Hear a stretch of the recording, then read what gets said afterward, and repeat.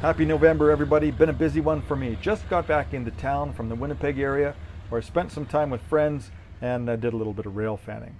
We're going to kick this update off with a sneak peek at an upcoming freight car offering. So what we have here is Prairie Shadows N-Scale 3800 cubic foot cylindrical covered hopper. This car is just going into production as we speak, hopefully be available sometime first quarter 2022. I've managed to get my hands on the production samples and I've had them for about a month, torture testing these things, running them continuously around the layout. I had time to do a thorough review of these cars. If you're interested, keep an eyeball out for the review. Hopefully have that all edited and put together sometime second week of December. It was a heavy tree month in November, and if you recall from the October 21 update, there was a gap in the tree line up against the backdrop here about 2 feet. Managed to get that all filled in, and as I was working up around the corner past the Narrows, I realized that my tree count and my subscriber count were pretty close together. So as I went over 2,500 subscribers, I figured I might as well have 2,500 trees spun up. So I went outside, brushed off the snow, took advantage of the sunshine, and quickly got my 2,500th tree all spun up and ready for the layout. So I ended up doing a bunch of work on the plug here in November as well. I got a comment on this, and it was a great comment because it made me take stock as to the direction in which I was going. The comment was that it didn't seem balanced from one side to the other. Now, that's not what I was shooting for, but because of the way I had this kind of laid out, it was a lot taller and a lot longer, and the slope was more pronounced. It kind of looked like a continuation of this side over to here. So what I ended up doing was hacking 3.5 inches out of here, about 6 inches out of the length, and dropping the slope significantly. So that it is indeed two separate scenes. And I think it's really effective in kind of creating that scene block and really accentuating the fact that this and this are not the same area.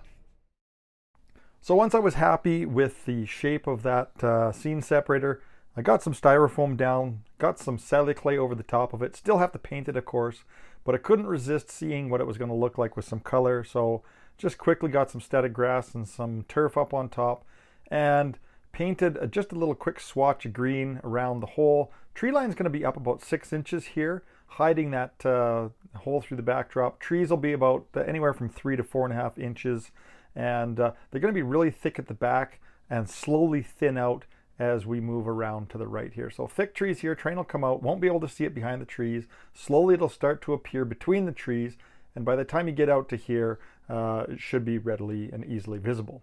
I did a little bit of work behind the track as well.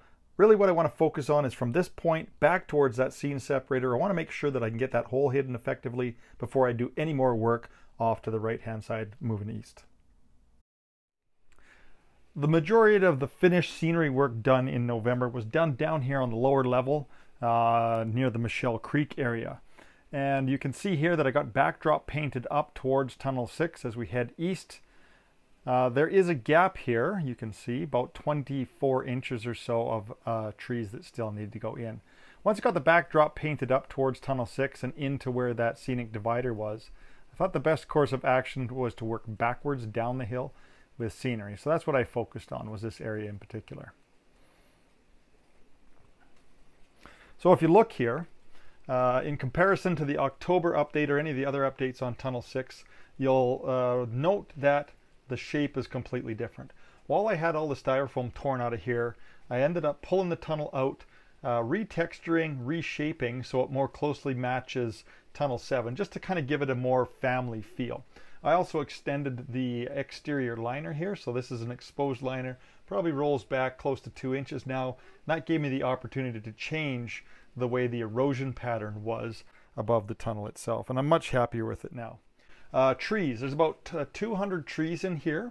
One thing that I was fortunate with was I could still keep a lot of the rock that I'd put in here. So this rock here is still the same. Had to shave it down so it matched the tunnel liner a little bit better, or the tunnel portal a little bit better. This is original rock, and of course because the fascia changed here, I had to build this all up with styrofoam, sculpt, and all that kind of stuff. I did put some additional rock work in here just to give it some interest so this hill wasn't just one big mass of trees. So there's 200 trees just in the Tunnel 6 area that you see here. 2,500 is sitting right there. My boy wanted that in a prominent location, so there it is, the 2,500th tree right at the front of the layout.